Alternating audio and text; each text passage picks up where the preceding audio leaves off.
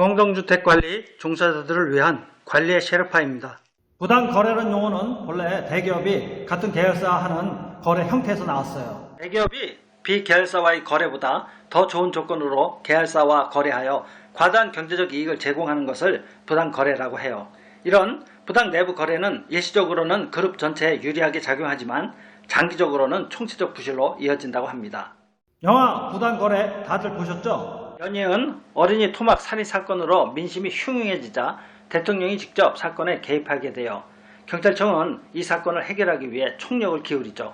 그런데 유력한 용의자가 죽어버리자 경찰청 입장이 난처해졌어요. 사건 해결이 불가능해졌다는 조급한 마음에 결국 최후 해결법으로 가짜 범인을 만들기로 해요. 줄도 백도 없는 황정민에게 승진을 보장해준다는 조건으로 범인 만들기 작업을 시켜요. 가짜 범인 만들기와 승진이 부당거래 조건인 거죠. 이런 부당거래는 현실에서 얼마든지 존재할 수 있다고 봐요. 그런데 관리소에서 벌어지는 부당거래는 없을까요? 당연히 있죠. 그래서 관리소 내 부당거래를 한번 정리해보고자 이 동영상을 만들게 됐어요. 부당거래와 유사한 말로 뒷거래와 불법거래가 있어요. 뒷거래는 남의 눈을 피해 뒤에서 하는 정당하지 못한 거래예요. 불법거래는 명확히 법에서 금지하는 것을 거래하는 것으로 이것은 처벌을 받아요. 부당거래는 불법이라고 딱 잘라 말할 수는 없지만 도덕적, 윤리적 기준에 벗어나서 사회 통념상 용인하기 어려운 거예요. 모든 부당거래는 이해관계에서 발생하고 대부분 돈과 연관되어 있어요. 그럼 관리소에서 벌어지는 부당거래는 어떤 것이 있을까요? 첫째, 기부채용이에요. 주택관리사 자격 취득자가 양산되어 과파 상태가 되자 취업 경쟁이 치열해졌어요. 관리소장 자리가 매우 귀해요. 그래서 기부채용이란 부당거래가 생겨났어요. 발전기금 채용이라고도 하고요. 관리소장 자리를 놓고 뒷거래가 이루어져요. 선진국 명문대학에서도 비공식적으로 기부 입학을 받잖아요. 부당거래이긴 한데 이를 뭐라 하기가 좀 그렇죠. 둘째, 대형공사 업체 선정에서 부당거래가 있어요. 우리나라는 로비를 못하면 영업이 안 됩니다. 축출낸 기술력이 없는 이상 평범한 기업은 로비를 잘해야 살아남을 수 있어요. 아파트 대형 공사 대부분은 업체 로비가 이루어져서 진행돼요. 정부 공사는 안 그런가요?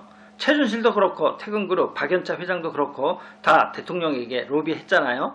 셋째, 권력형 부당거래예요. 이것이 관리소에서 가장 흔해요.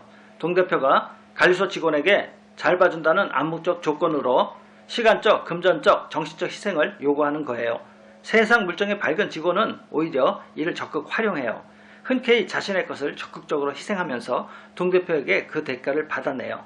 권력형 부당거래는 매우 다양한데 대부분이 부정적 결과를 낳아요. 권력형 부당거래 사례만 가지고 얘기해도 한참 할 것 같아요. 회장이나 동대표가 사적 집안일에 관리소 직원을 동원해요.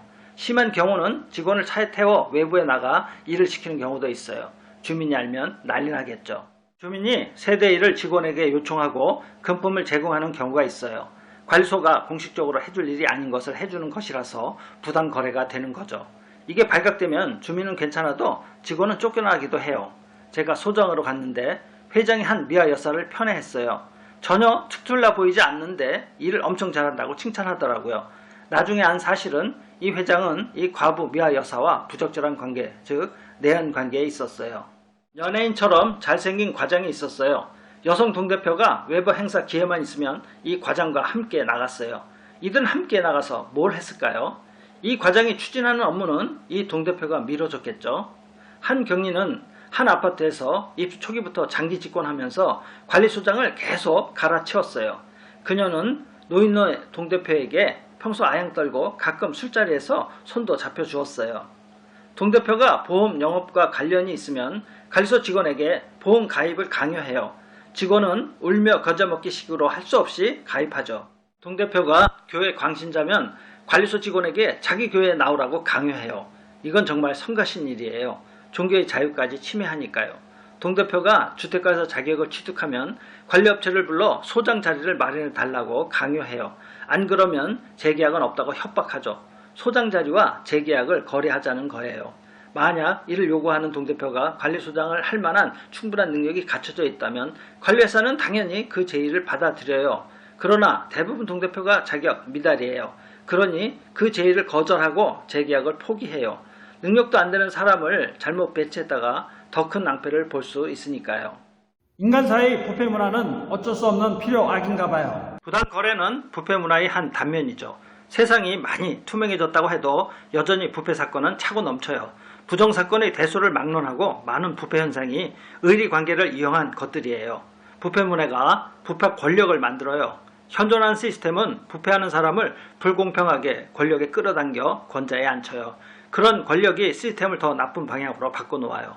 부패 문화가 너무나 뿌리 깊게 박히면 아무리 선순환시키려고 해도 꿈쩍하지 않아요.